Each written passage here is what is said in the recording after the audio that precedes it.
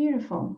I'm just going to mute you, Vida. There we go.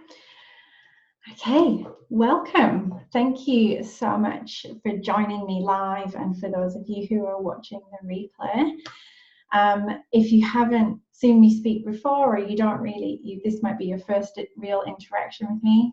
I'm Laura Fox, and I have been on a really fun and interesting journey over the last 6 years, just really diving into who do I want to be in this world, and what do I want to offer, and what do I want to give, and what do I want to get from the world in return. So thank you for being here, and thank you for honoring the call. There was something in your body that was like, yes, I need to be on there and I need to hear what's being shared. And so thank you for taking that time to really honor yourself. I've got some notes with me here, because when I get excited, I go on tangents, and I want to be respectful of your time, and also of, I want to keep this on track and give you guys the most value that I can.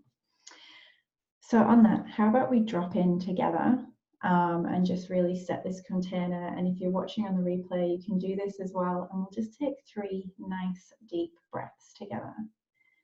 So you might want to put your hand on the bottom of your belly, and we'll just breathe all the way in, nice and deep.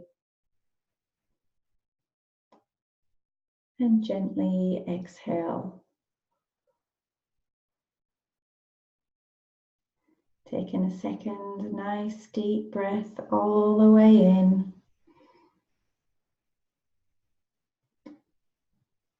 And exhale. And we'll take a third, nice deep breath all the way in. And let this one out with a sigh. Beautiful.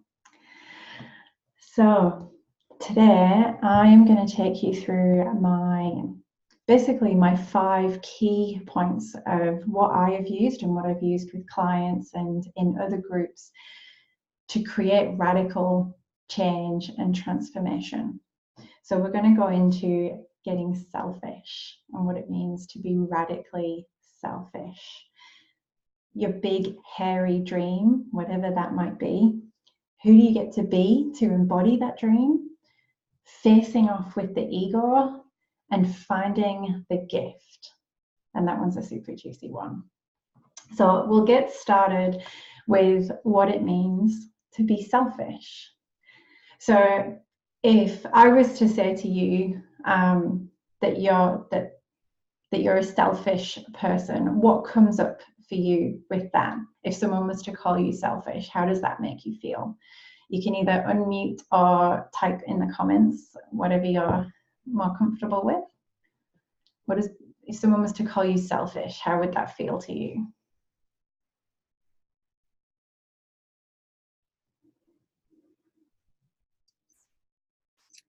I'd be hurt, because I kind of pride myself on not being selfish. If anything, I'm probably quite selfless. Yeah. And probably to the point I'm too selfless sometimes. So it would hurt, but I'd also be like, sometimes I'd be proud of that, because being selfish isn't always a bad thing. Yeah. Yeah. Beautiful.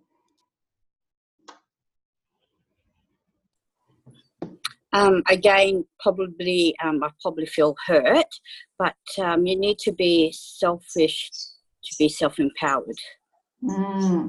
Yeah, beautiful.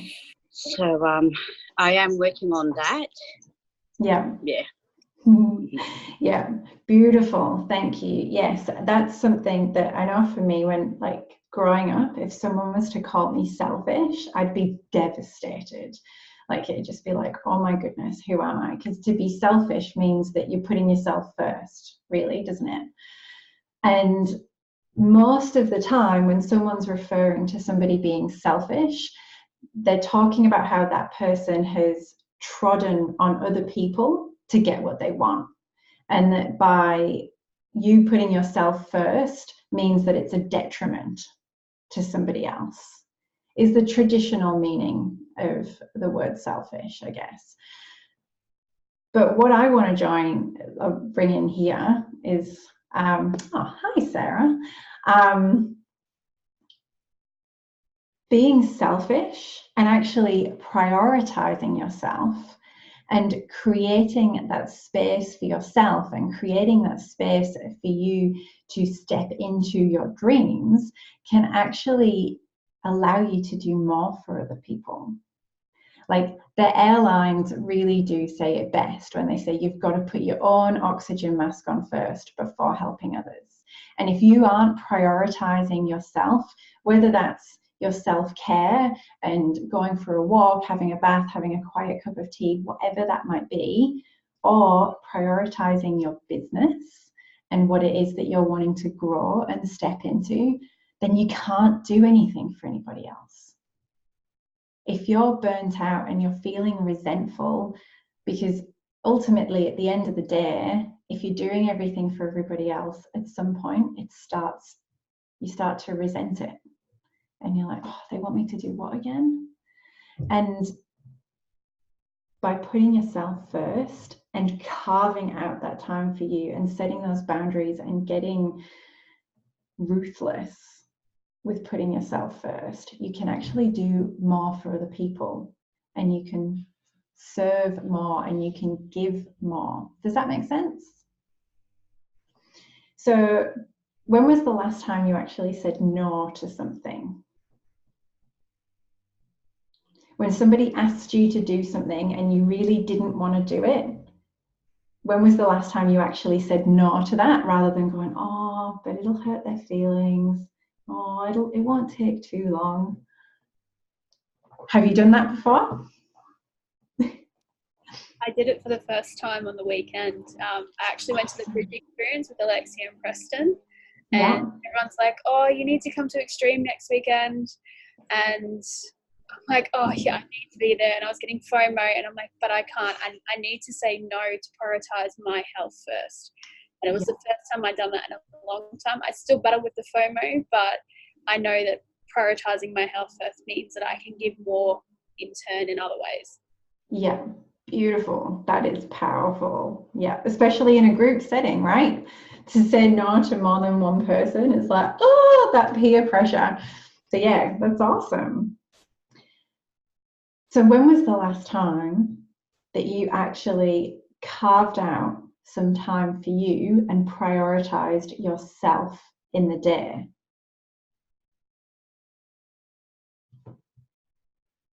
And again, that could be as simple as having a cup of tea, sending an email, but doing something that is 100% for you and your benefit.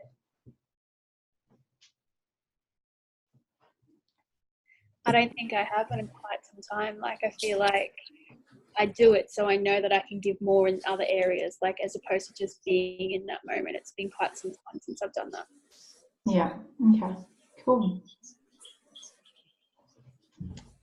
And did you want to share, Hafida? Oh, yeah. So on the weekend I was at Sisterhood Rising, and, that's a yearly event that I'm going to circle out every year for myself, because that's, that's my 4-day weekend with me, myself and I. And it's good. That's cool. That's perfect. Yeah. So for you guys here now, and for those of you watching on the replay, I'd like you to think of one thing that you can do today that is 100% for you. And it doesn't have to be a long time, but something that is for you that you can use to recharge yourself and just be like, yeah, I'm backing myself. This is for me. And lay that, like, claim that. Put the flag in the sand and just be like, yeah. And then every single day doing something that is 100% for you.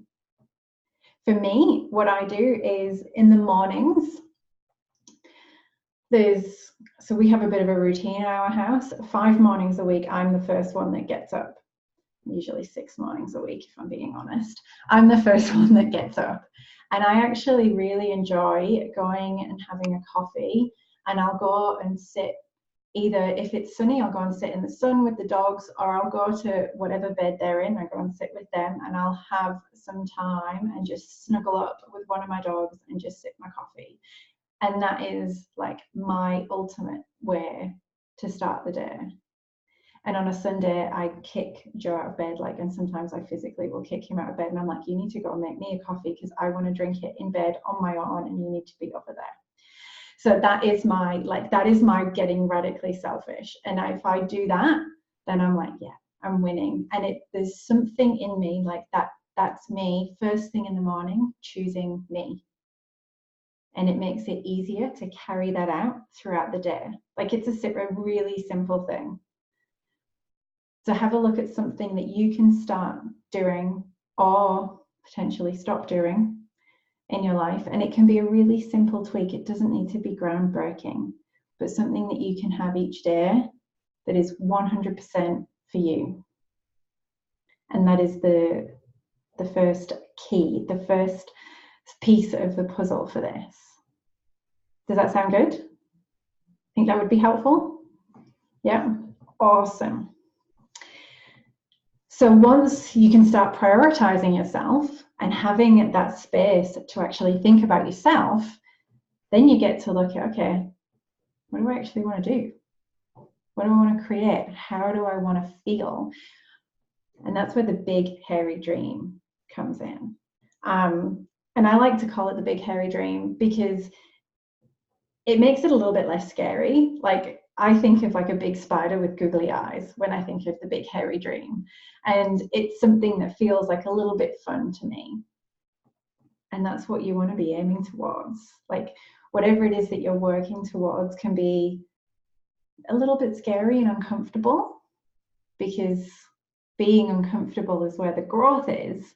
But ultimately, we all just want to enjoy ourselves, really, don't we? Like, the ultimate aim for life is to be fulfilled and to smile. Like, it's as simple as that.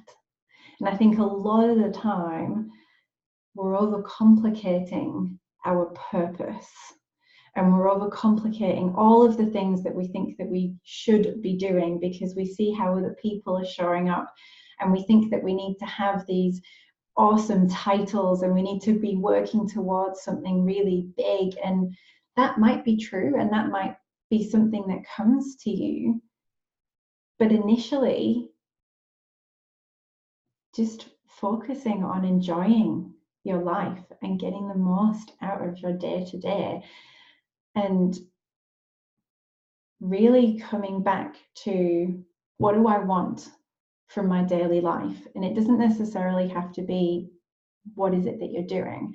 So what I'd like you guys to have a look at now, or have a think about, is, in your ideal world, in your ideal life, what does your average day consist of? What are the kind of things that you're doing in that day? Are you having walks in nature? Are you laughing with your family and friends? Are you potentially in service? Are you meeting with people? Are you bringing people together? Are you out in nature? Are you at home? What are some of the things that you want to conjure for your day to day? What are the feelings that you want to have?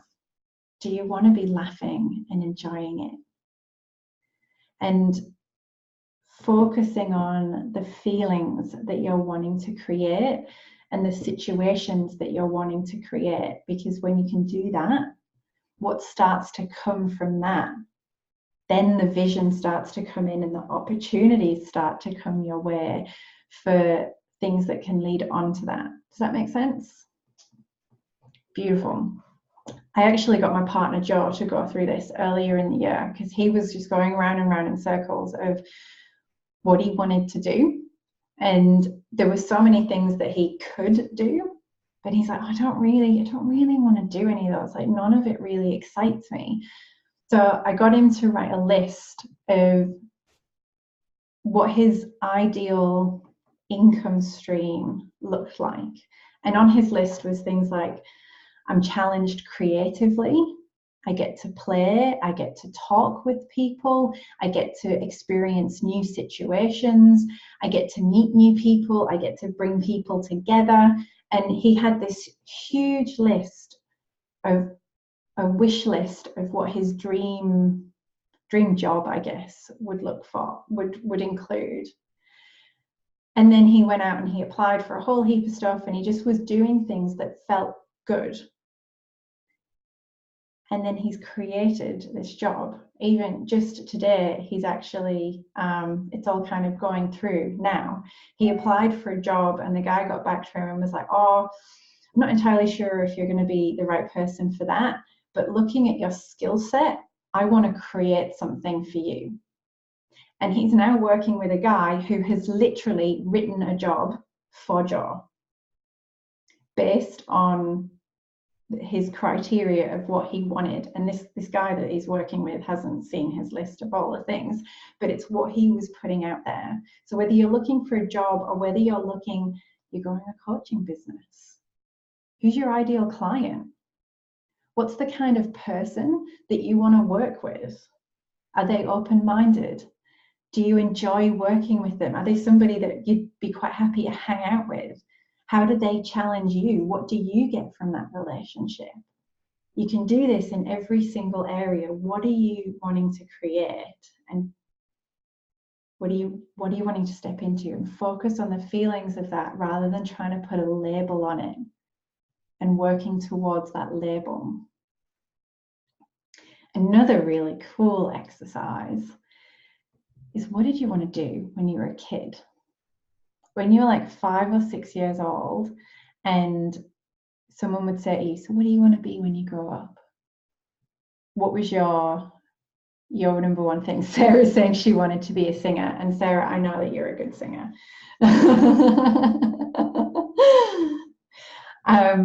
But yeah, what did you want to be when people asked you when you were a little kid?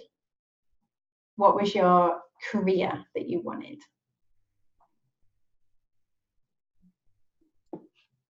I wanted to be a swimmer, a professional swimmer. Awesome. That's cool.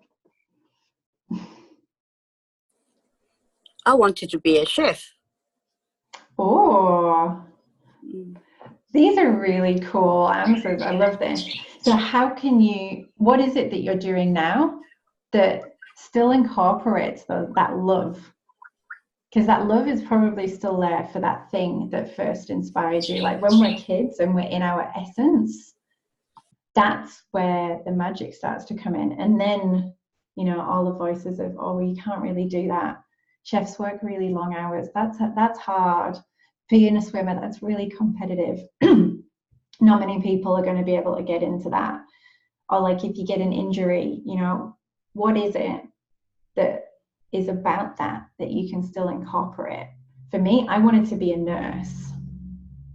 And how I look at what I do now, I'm not a nurse in the slightest. I never did anything in nursing.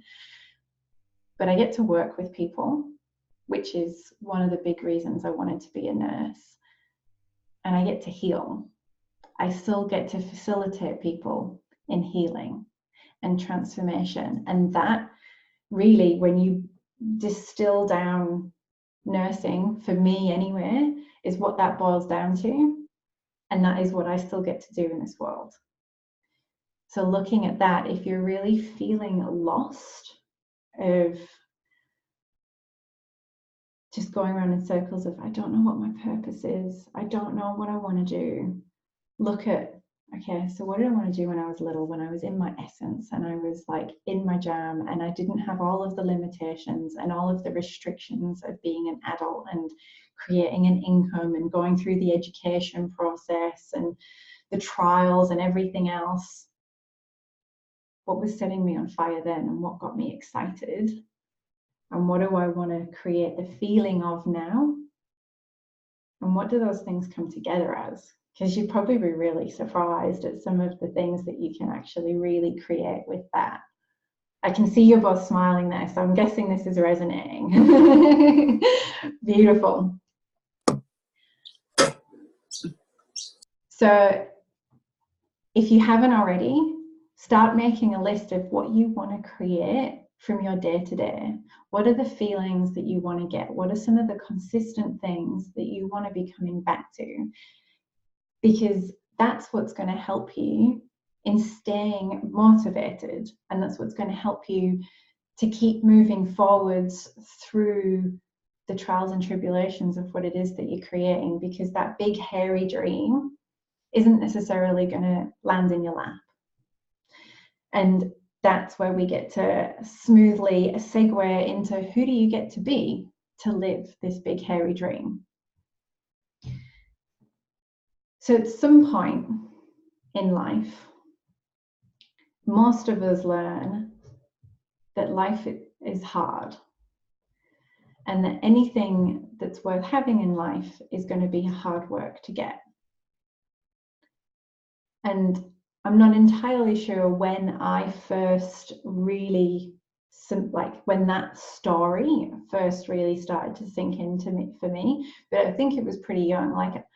And I was pretty lucky with my background. Like, we were a working to middle class family. My dad's a mechanic, my mum's a teacher, my stepdad's a policeman. Like, we were always okay, but there was always a lot of hard work. Like, my dad now still works 6 days a week and long hours in his own business. So for the majority of us, we're actually taught that things are going to be hard, and they have to be hard for us to be worthy of receiving something. Like, it's got to be that struggle, and especially in Australia, like the Aussie battler, like, it's the favorite saying, isn't it? We've got to, Australians are famous for just battling on through. But does that have to be true? Like, can you still be showing up to something and still be giving it your energy and be consistent and keep showing up and finding new pathways? And yes, there'll be times when you're working hard, but does it have to be hard work? Do you guys have that story? Is that is that something that's relevant for you, of that hard work? Cool. And so, do you think there could be an element then of overcomplicating stuff? And that when things are easy, I know I've definitely been guilty of this in the past, going, there's got to be a catch here. This seems too easy. Like, this feels too good. There's got to be a catch. And I've done it in work, I've done it in relationships, and gone, this guy seems too good to be true. And then you sabotage it, yeah? And it's that finding, like, really searching and looking for what's got to be wrong here. And we've been hardwired to make things difficult through our upbringings. And this is pretty much a blanket thing across the whole of the Western world to some extent. But it doesn't have to be true. And so one of the cool things that we get to do is looking at, okay, what story do I actually want to live? Who do I get to be in my ideal world, in my dream life? Because we do get to choose how we show up, and we get to choose who we are and how we respond in different situations. So what's one thing, we'll keep it really simple, that you get to incorporate into your life, or maybe turn the volume up on, for you stepping into this big hairy dream and this vision that you're creating for yourself? That's one thing. Yep. Show up. Show up. And what does that mean up to you? to me, even if I feel freaking fucking scared, just fucking do it. Just jump. Yeah. I'm not going to bloody die. Just show up. And if I, I don't know if it's going to work out or not. Just do it. Just keep showing up. Yeah. Beautiful. Perfect. For me, it's be seen. So I found at the weekend that I am seen in my vulnerability, but I'm not necessarily seen in being seen in my greatness. So I just need to be seen and put myself out there. Yeah. Cool. So really owning your power of who you are and taking up that space, being like, yes, here I am. Hear me roar. Yeah. Beautiful. And so how can you incorporate that each day? Can you break that down into an action that you can take each day? Because really that's what this is about, is taking consistent action every single day. That's how we create the new pathways. That's how we start to rewrite those voices in our head and rewrite those old stories and patterns that have been passed down through generations and have been imprinted on us through media and society and everything else, is by consistent action every single day. And I find taking those baby steps and taking those little things actually creates a quicker stream of action than if you were to just try and take one huge leap. Because most of the time, if we take the one huge leap, that's great, but then we tend to stumble backwards. Whereas taking small little steps every single day it might feel like it's taking longer, but over time, that actually really starts to build up. And before you know it, you turn around and you're like, holy shit, I've actually come a really long way. So have you got something that you can do each day to start taking this consistent action? So for me, especially in building my business, one of the things that I'm consciously doing every day is showing up on social media, not posting like quotes, but actually showing up in person and speaking on my heart. So I'm being seen in both my power and my vulnerability. Yeah, awesome. That's really cool.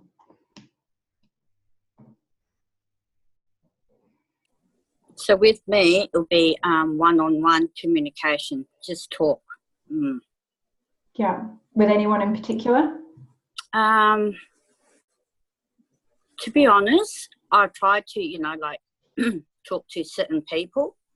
I'm like, no, whoever I see and that I connect with, communication. Yeah, cool. So making that commitment every day to connect with somebody. Yeah, communication and connection. Yeah, beautiful. That's really cool. And so keeping yourselves accountable to that as well is so important, because it's really easy to negotiate with ourselves, yeah? And to be like, oh, well, nobody would really know if I didn't do that today. Nobody's really watching.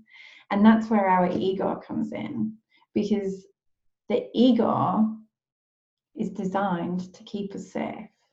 It's designed from way back in the caveman days and beyond, to stop us from being attacked, to stop us from getting into stupid situations and falling off cliffs and not being segregated from the herd. Like, we're pack animals. We want to be accepted by the rest of our species.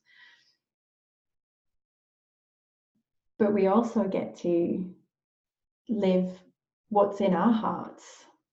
And for the majority of the time, our ego is running all of these stories in panic mode because it wants you to stay at home. ideally your ego would like you to live in a padded room with a toilet where somebody brings food under the door, like basically in solitary confinement would be the ideal place that your ego would have you be, because nobody can hurt you there. And nobody can say that you look stupid. Nobody can question you on what it is that you're sharing. But that's not a particularly fulfilling life, is it really? So in terms of what we've gone through already, is your ego coming up already going, yeah, this sounds great and everything, but how are you actually going to do that? And like, these are really nice things that you're sharing, lady, but I can see that we're going to do this for a week maybe, and then we'll be back. We'll just slide on back down here. And, already the ego's got plans in place for how it's going to sabotage. It's a sneaky little bugger, but it's actually really clever, and it's really useful. So something that I do with my ego, she's called Sharon, because I like Sharon. For me is those, those memes where it's like, oh, for God's sake, Sharon, and there's just like some blank-faced woman that doesn't have a clue what's going on. That's my ego. I like to be able to laugh at her. And I give her a really important job to do. When I leave the house and I'm crossing the road, or I'm driving and I'm doing whatever it is, I'm out in the world, she's there to keep me physically safe. And that is Sharon's job. And any other time that she pops up, and she still pops up pretty regular, like I will still hear her in the back of my mind just being like even during this, she's just like, really? You're going to run a masterclass? That's a nice idea. And I just said, yeah, I am actually, Sharon. Thank you for your feedback. You can go and sit down now. And I'll have conversations with her, and I'll acknowledge that voice. Yes, I might sound like a crazy person sometimes, especially if I have that conversation out loud and I'm in public. But, people who know me know that I'm a little bit kooky, and that's totally fine. But acknowledging your ego, like, it really distresses me actually when I see things from other people and they're like, just shove that voice down, ignore that voice. It's still a part of you. It's still an integral part of you. Like, it's woven into your DNA, but it doesn't have to rule you. And just because it may have ruled you at times, it may have ruled you your whole life up until now, but it doesn't have to continue that way. So what would you say was the biggest story that comes up for you that actually stops you from stepping forwards? What is that fear or that doubt that comes up for you that makes you go, oh, maybe tomorrow, maybe I'll do that tomorrow? So for me, it happens on a regular basis. The value in what I actually have to share and what I have to say. It's like that questioning that self-worth kind of thing. Yeah. And is that true? Like, is that questioning, is that worthwhile?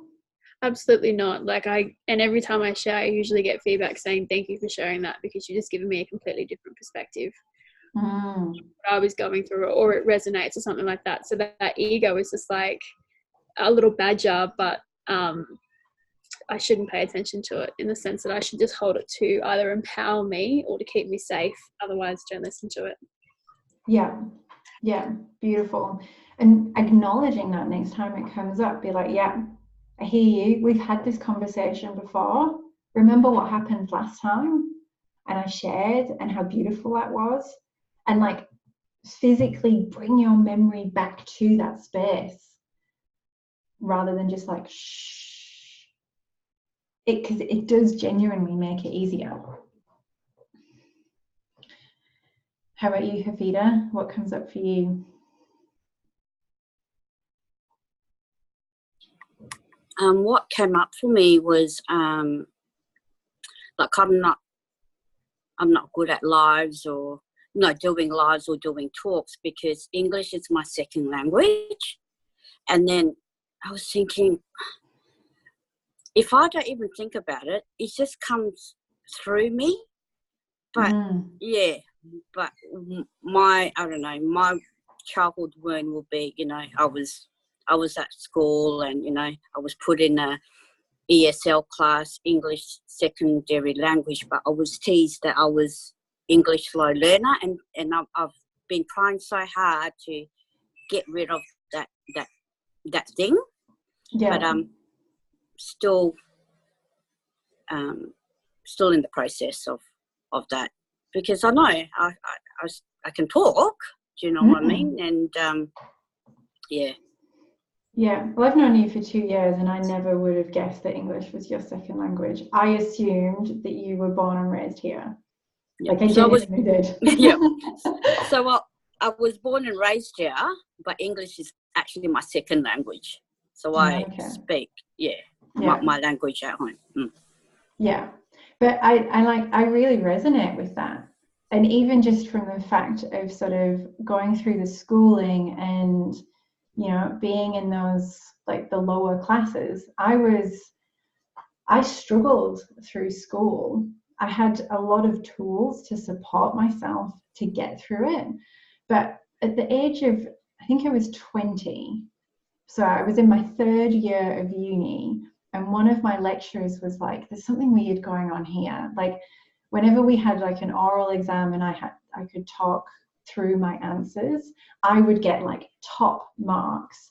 But when it came to our written essays and exams and stuff, I was basically scraping through. So he sent me for a dyslexia test. And I remember sitting there with the guy, and it was like a half hour, an hour or something. And at the end, he's like going through my answers, and he's like looking at me, and he's like, how are you sitting here? Like, how did you get to this point? He hadn't seen such a scramble of responses ever. And the way that my brain processed the information when I was reading something and having to then translate that back, or like even just reading a question and answering it. Something just collapsed next to me. Here we go. Is, like, it's like one thing goes in and something else completely different comes out. And from that moment, it was kind of like, oh, thank God I'm not actually just stupid, and that there's something here that's, wired in. But then it became, oh, actually, this is a part of me. And for a long time, when I first started sharing, I worried about my spelling. I worried about my punctuation. I worried about not making sense. And even when I spoke, sometimes my words come in different ways. My version of English is quite different to a lot of people's versions of English. Like where I grew up in the northeast of England, we have very different words. We have very different sentence structures. So although English is my first language, it's very different. And the world that I grew up in is very different to the one that I currently live in now. I think we can all pretty much say that as well. Like the space that we grew up in as kids is so different to the world around us now, even without social media. And so all those things that we learned that weren't safe as kids aren't necessarily unsafe now. And we get to rewrite those stories, and we get to overcome that. And one of the best ways to do that is to have the community and the support, people around you who are going to rally with you, people who are going to pick you up, and you can go to them and you can be like, oh my God, Shazza is having a field day in my head right now, and I really just want to make a cave in bed and I never want to come out. And people that can see you in that and be like, yeah, I hear you. I've been there. I'm feeling it too. And what are you going to do about it? Because if you go to somebody that doesn't fully understand, they don't understand what you're trying to achieve, and they don't understand that you want more, they don't understand that it's okay for you to be selfish. If you go to those people, as much as they might love you and care about you, like a lot of family and friends would fall into this category, they want the world for you, but they want the world for you on their terms. And they want you to be safe, and they're just going to amplify your ego. And if you go to them and you're like, I really want to do this, I've got this thing that's burning on my heart, I can see me speaking in front of 10,000 people, or I can see me leading workshops around the world, or even just I can see me having one-on-ones with people that are homeless, going and sitting with them on the street and hearing their story. Whatever it is that's on your heart, if you go to somebody that doesn't understand and isn't in the work, they're just going to mirror back to you what your ego is saying. If you're scared, they're going to be like, yeah, no, that's not safe. That is scary. What would people say? What would people think? What if you looked stupid? What if they mugged you? So you've got to find that community that's going to lift you up. And they're out there. There are so many people out there that are ready to support you, and working with somebody one-on-one who can be that mirror back to you. Like, that's been my saving grace, is having community and having a mentor and a coach that I can go to and be like, I am in my shit right now.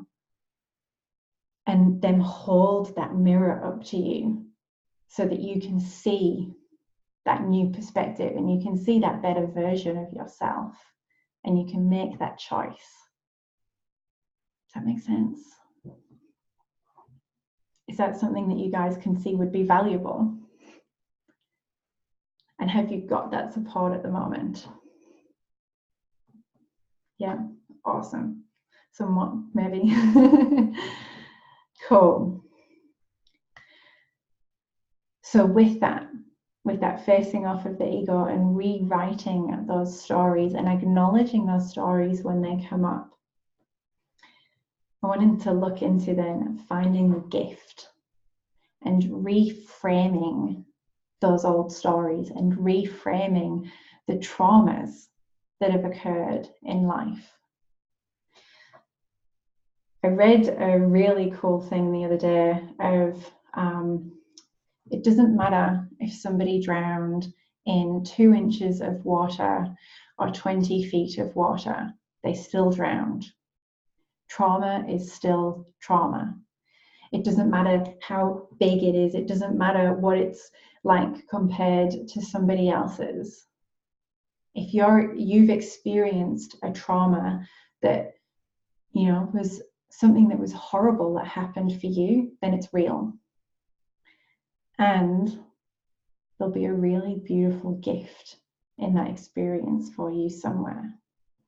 And this has potentially single-handedly been something that has really saved me and allowed me to create what I have today. Because I used to run a story. So I was in a relationship with somebody nearly 10 years ago now, who was aggressive and abusive, and it got to a point where I was afraid for my life. And it was after one particularly bad day where he tried to run me over that I realized I need to get out. And I did. And then he kept following me, and I ran to the other side of the country. So this was when I was in far north Queensland, and then I moved to Perth. And for years, I felt like I had ran. And I felt like this silly little girl that had come to Australia and she didn't know what she was doing, and that Australian men were dangerous, that I was constantly looking over my shoulder. I was always afraid. I was afraid of pretty much every man that was around me, of any relationship, really. I didn't trust myself. I felt like an absolute idiot. I didn't dare tell anybody. And then at some point, somebody was saying to me, like, there's a gift in every situation. I remember just thinking, where's the gift in this? There is no gift here. But they kept reflecting that back to me, and they kept like showing back to me that there's a gift in absolutely everything. And so I really started to dig for that. And there truly is a gift absolutely everywhere. Sometimes it just comes in the shittiest of wrapping paper. But, you know, so for years, I felt like a victim, and I felt like a silly little girl that was out of her depth and was in a place that for some reason kept calling me to stay here, but I felt really scared to be here. And then I realized that if it wasn't for this man, I wouldn't have stayed in Australia in the first place. So I probably would have gone back to the UK, and my life would have gone on a very different trajectory. I didn't run from far north Queensland. I manifested in a job that pretty much begged me to move to Perth and paid for me to move to Perth. And I was like, wow, fuck, I'm a powerful manifester. I didn't run away from anything. I called something in and was begged to come to the other side of the country. Like, how much power is there in that? Going from I was running away across the country to, wow, I manifested the job of my dreams and they paid for me to move. I then went on to learn that there's actually a serious power within me, and that if I can get through that, I can get through anything. And it's something that even now I draw strength from, because there really isn't much in my life that happens now that I'm like, that is nothing compared to what I went through then. And it forced me to look at myself and how I was showing up in the world, and how I showed up in my relationships, and how I allowed people to treat me, and how I actually treated other people. So there was so many gifts, and I'm just scratching the surface here of all of the beautiful things that I actually learned from that really traumatic relationship, and something that had controlled me and kept me small for so many years. And the moment that I could see that there was actually something really beautiful in there, everything started to shift. And that fear dissipated. And now I feel excited and I feel empowered when I think back to that part of my story, and I think back to that part of my life. So there'll be something in your life that has potentially been keeping you small, that is in Pandora's box, as it were, that's too scary to open, too scary to even think about for yourself, let alone for sharing with other people, or to even start to dig around in to look for the gift. But if you can, and you can get yourself to actually even just start to see some of the goodness that came out of that situation, even if it's the trajectory that it sent you on. If I'd never moved to Perth, I wouldn't have met the partner that I've got now. That alone was worth me going through that relationship. So there'll be something really beautiful in absolutely every trauma, every situation, every hard time, every dark time. There is something really beautiful in there for you. And if you can start to see that, and you can start to unwrap that, that's where the magic can really happen. Can you see that that could be a benefit for you guys? Looking a little bit shell-shocked. I won't make you share anything right now. You can see the panic. But just knowing that doing that work for you and creating that space to actually be able to have that reframe And again, having that community around you and that support around you that can help reflect that back to you. And sometimes when we first go into that, it can be painful because you're going back through those times and you're going back through that trauma. But then when you get to reframe that and find the gift in that, there is some real beauty to be had. And if you can keep doing that as you're moving forwards, and even just now, not like if I'm going through something and I'm just like, oh my God, this is hard. How am I going to get through this? This is just not fun. I'm not enjoying this. Just reminding myself that there's something really beautiful is in this for me. That alone, even if I can't see what it is in that moment, knowing that there's going to be something beautiful coming through can be enough to actually then get you through. Just knowing that I'm going to learn something and there's going to be something beautiful. Okay, just keep breathing and keep going. And sometimes that's all you need. That and a nice big block of chocolate and a cup of tea. There's nothing that a cup of tea can't fix, honestly. A sweet cup of tea is just, makes the world a better place. So with that, is there anything that you guys would like to share actually? We're good. Have you gotten value from what we've gone through? It's been 55 minutes. Have you? Yeah, beautiful. You can see that there's some like real actionable things that you can implement coming out of here and go and start to live. Yeah. Awesome. That's exciting. I love that. I love that. So with that then, because this is something that I have been implementing for the last 4 or 5 years, maybe even longer for myself. I've been aware that I've been doing it for the last 4 years, but I think I've been doing it for longer. And something that I've been working through with my one-on-one clients and in small group settings. And I have seen the transformation of this process time and time again.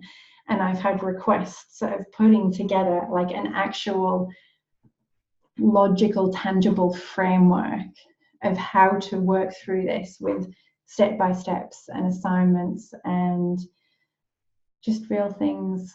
If you're starting at ground zero, or even if you've been in the work for years, this is layers deep. You could be 10 years into personal development and still go really deep with this shit. It's groundbreaking, and there's always, we're just complicated onions really, aren't we? There's always another layer to peel back and to discover what's underneath. So with that, I've put together a 5-week incubator where each week we will go through one of these different distinctions and we will dive into all of the goodness with assignments and step-by-steps and support to actually overcome the doubt that creeps up and the things that block us and stop us from moving forward and taking that consistent action. It's called Breathing Fire, building the courage and strength to live your truth. We're going to be channeling the energy of the dragon. So building that courage from the dragon and fanning that fire that's in your belly already so that you can actually go out and rewrite these pathways and rewrite those stories, not just for you, but for generations, and create ripples out into the world. This work that you're doing is creating ripples. You can't even see how far it's spreading. It's pure magic. So with this program, we've got the 5 weeks where we'll have a 1-hour masterclass each week where we'll go over one of the different distinctions. There's a free Facebook group so that you've got the support of your community, so that we're all coming together, cheering each other on, supporting one another, lifting each other up and being that mirror. I've got really excited about this. Guest speakers every single week from all around the world that are renowned in their field for embodying the different topics that we're going with. These are all people that I've worked with personally and have handpicked to bring you their goodness, such as Carrie Azuma, Amy Louise Cash, Jedi Azuma, Miriam Brewer, and some of the really goodies. We've got weekly assignments and the step-by-step, so you really can actually get these pathways rewritten, and then we'll start living them, and you'll have that support as you live them and go on to get over those, oh, I can't do this. We're going to power straight through that. We'll have a one-on-one deep dive with me, because this isn't a blanket process. We're all human. Everybody is different. We've all got a different story. We've all got different things that are coming up for us. So we'll have a deep dive, just one-on-one, where we can really get crystal clear on what it is that you're wanting to shift into and what you get to pivot from, and how you can start to reframe those things for your good and for your power. And then there'll be weekly meditations that you can use to really help cement what it is that we're learning on an energetic and a cellular level. So all of this, it's quite a mouthful, it's been a year's work in the making for me, bringing this together and bringing these people together and bringing all of this goodness. And one of the things that I'm most excited about this is it's at a really affordable price point, and it's something that, so frequencies are really important to me, because the frequency that we operate at is what we call in, it's what we bring to us. And so we want to be operating at the frequency of where we're going, not the frequency of where we've been. And so the frequency for this is restoring balance and harmony within the body, which is 852. I know, it's something that it makes my heart flutter talking about this and thinking about this. And I can see you nodding here. And if your heart is racing right now, or you've got butterflies in your belly, or you're starting to shuffle and you're feeling a little bit uncomfortable, that's your body and your soul saying yes. That's your physical being wanting to lean in and know that this is something that is for you. And your ego might be going a little bit crazy right now, going, oh, I've heard that before, or we've tried this before, and you don't come through on these things. But that's the whole reason that you're here right now, is because previously your ego has been running the show. And now you get a chance to take over. And now you get a chance to say yes for you and to reframe all of this and restore that balance and harmony within your own body. So if your heart is racing and you know that you're a hell yes, I've got an extra bonus for people who join in before the 11th of the 11th. So I'm all about the frequencies and the numbers. So this special bonus is an extra one-on-one deep dive with me, and 2 previously and never before released meditations, a half-hour meditation on clearing energetic and emotional space from within the belly, because for the vast majority of us, we're all taught to stuff things down, put a lid on it, and it gets stuffed down into our bellies. And this meditation physically clears that. I've done this and people have gone through this with their hands on their belly and they have physically felt things shifting and moving and been lighter afterwards. And a second meditation for visualizing and stepping into your best self. So there is so much goodness in this program, breathing fire. And it's cultivated for you, and knowing what it's like to go through the work. I've been on that path. I've done the circles. I've spun my wheels. I've been there. And I know what it's like to have the ego going crazy and thinking, I can't do that. But you can, because you're here and you're watching this. So if you know that you're a yes, and maybe your ego has got some questions, then reach out to me and we can do a 15-minute call to just help calm down your shatter and work this out so that you can move forwards and actually step into the life that you're creating. And if you know anybody that needs to be a part of this, then please share that with them, because the mission on my heart is for more people to be living in their truth and to be able to put themselves first. Because I think if we can all do that, and we can all own our power and the space that we hold, then we're just going to create more space and more love within the world. And that's what I'm here to see. That's what I'm here to do and to implement. And that's why this has come together. I want to see everybody flourish. It's not just a one-off thing. Everybody needs to rise and everybody gets to flourish together. That's the world that we're creating. So there's a, Sarah, did you want to put the link? Have you got the link? Will we put that here? Or I do have a link for where you can go to get all of the details of exactly what is included in this 5-week program. And you can make, thank you, Sarah. Sarah's put the link in the comments. You can get all of the details there. You can book in a 15-minute call. I'm pretty sure everyone here is on social media with me anyway, so please do reach out if you have any questions. And just know that I am so honoured that you spent this time here with me today. If you have any questions now, I'm happy to answer those.